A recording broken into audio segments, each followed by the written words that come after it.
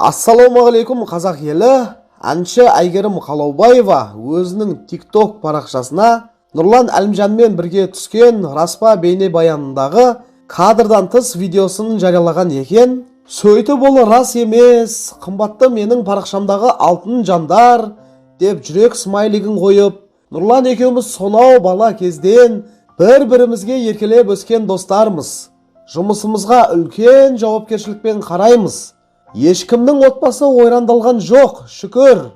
Бізді байланыстыратын өнер. Біз бір-біріміздің жеке шекарамызға мұрын сұқпаймыз. Әркім өз әлемінде бақытты. О, жаратқан ием, елім, атанам, ер азаматым, балаларым, бауырларым, және менің қымбатты инста әлемімдегі достарым бағыма аман болсын. Әмин. ПС өмірдегі досым, өнердегі әріптесім Нұрлан Әлімжанов офишл екеуміздің бірігіп жасаған жұмысымыздың, яғни распа атты бейнебаянымыздың кадрдан тыс сәттерінен үзінді видеоларды тамашалаңыздар деп жазып қойған екен. Ассалаумағалейкум қазақ елі, тағда қалайсыздар? Бұл екі кісіні бір-біріне жұп деп ойлап қалатындар бар. Оны комментарийлардан да байқауға болады. Ол жайында Әйгерім Қалаубаева да бұған дейін де жауап берген, сұхбаттарда да айтқан, білесіздер. Негізінде бұл кісілер жаңа айтқандай бала кезден араласатын жақсы достар. Бұл кісілерді байланыстыратын өнер, осыны ұмытпайық. Керемет әншілер. Бұл кісілерге шығармашылық табыс тілеймін. Қазір мына TikTokқа жарияланған видеоны көрдім. Керемет кадрлар екен. Екеуі күліп, ойнап, әдемі жүр. Енді сырт көзге қарасаң шынымен жұп сияқты көрінеді. Дегенмен де достар, осыны ұмытпайық. Өздерінің отбасылары бар. Ешқандай отбасылары ойрандаған емес. Ол бойынша да айтқан. Әйгерімнің жолдасының аты кім деп бір кісі сұраған екен. Маған да қызықшы осының жауабы. Әйгерім осы жігітті ажыратып тиіп алды қазір бірге дейді. Мұны көрдіңіздер ме? Осындай пікірлер жазылады. Сені тойға шақырып беді дейді. Біреудің күнәсін көтерме, өзі айтып тұр ғой доспыз деп дейді. Бірге тұрады.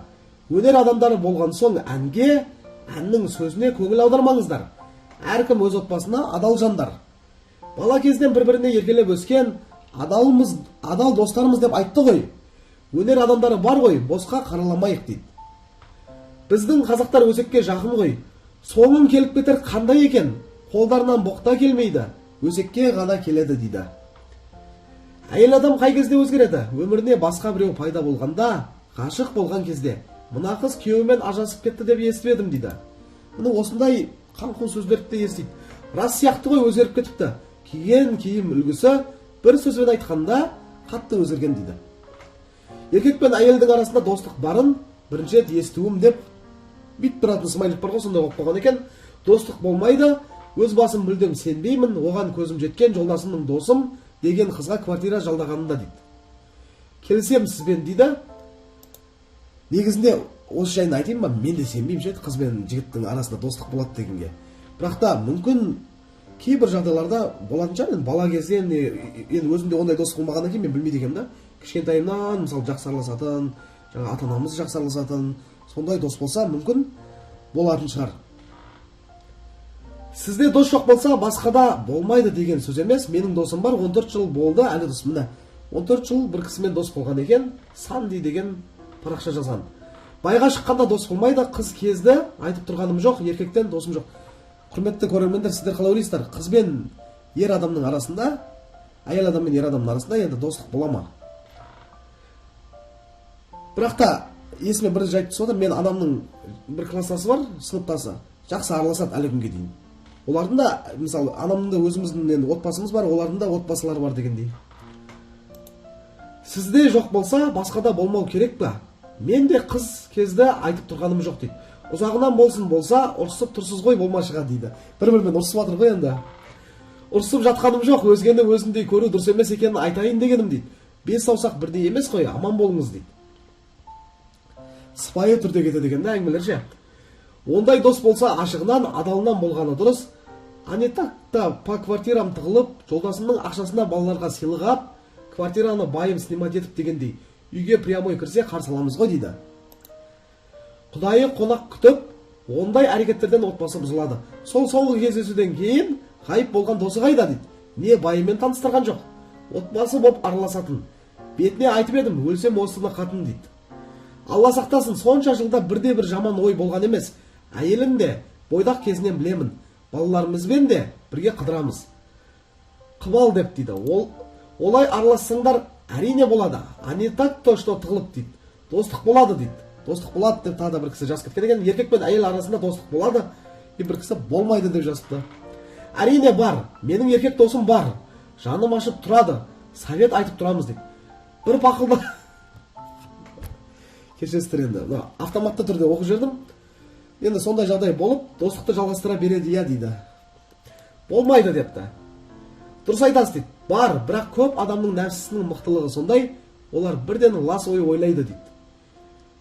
Неге болмайды екен дейді. Менің де кішкентайымыздан бірге өскен әлге дейін осылай араласатын досым бар.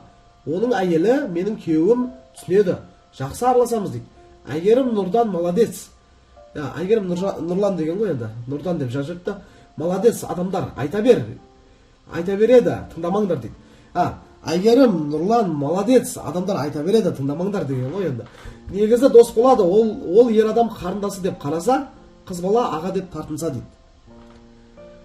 Почему бар дейді. Ладно, бар шығар, но күйеуі әйелі бола тұра құшақтасып сипаласпайтын шығарсыздар дейді. Енді кадрда көрген жаңа құшақтасып жатқан кадрлардың ішінде бар да, соларды меңзеп тұр ғой енді. Құпия достық деген түрде бар, болады дейді. Қараңыз, құпия достық деген түрде бар дейді. Кейін біреу боқтап жазып деді, оқымай-ақ қойынан. Екеуі дос болса, осылай жүре берсе, мына түрлермен бір күні жатып қояды ғой. Жатып та жүрген шығар, кім біледі дейді. Шаруаларың қанша өсек десе, еркек екендеріңді ұмытып кетесіңдер ау шамасы дейді. Нелерің бар, жата ма, тұра ма дейді. Білмеймін, маған бұлар ұнайды дейді. Осы жігітті түсінбеймін, депутат болып бір сөз айтпады дейді. Депутат болған не? Жүрген адам ғой дейді. Айтқысы келмеген шығар дейді. Қайдағы депутат дейді. Депутат болған, парламент мәжілісінің депутаты болған. Депутат болды дейді. Болды депутат, киноға түсіп, Назарбаевтың рөлін ойнады дейді. Назарбаевтың рөлін басқа адам ойнамады емес па? Әлде басқа бір, мүмкін тағы бір кино шыққан шығар. Мен Елбасы деген кино көргем, ол жерде басқа кісі ойнаған. И сразу депутат болып шыға келді.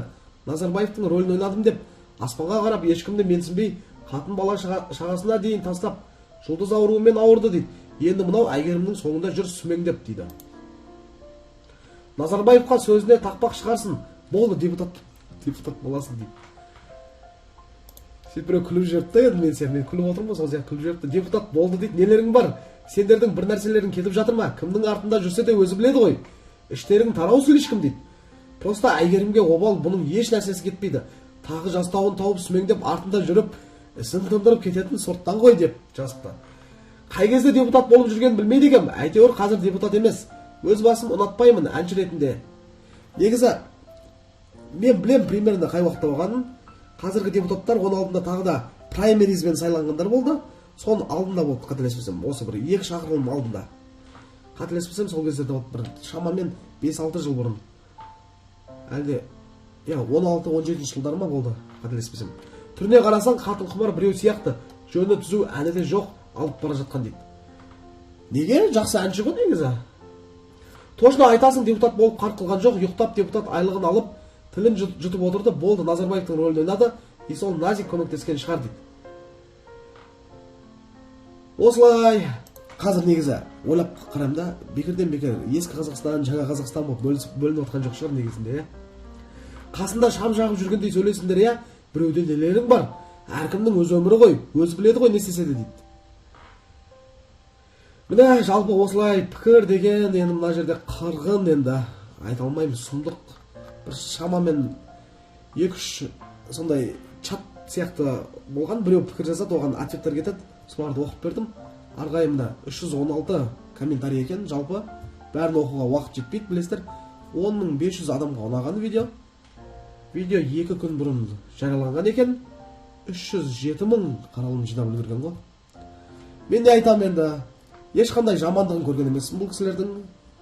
Депутат болған кезде де әрлі-берлі елдерді аралап, қарапайым халықпен кездесіп жүрген видеоларын көргем. Мен көргенімді айтып жатырмын, мені де сөгіп кетпеңіздер тағы. Ал жалпы өнеріне келетін болсақ, өнерлері ұнайды. Әйгерім Қалаубаеваның тіпті дауысы керемет, маған қатты ұнайды. Мына Ернар Айдармен айтқан әні бар ғой, қатты ұнайды сол ән бар ғой, әлі күнге дейін тыңдаймын соны. Сондай керемет әнші бұлар, маған ұнайды өз өнері. Енді сіздер қалай ойлайсыздар? Мүмкін сіздерге ұнамайтын шығар, білмеймін ғой енді. Құрметті қазақ елі, аман болыңыздар. Барлығы жақсы болсын. Видеоның соңына дейін көргендеріңіз үшін алғыс айтамын. Амандық болсын.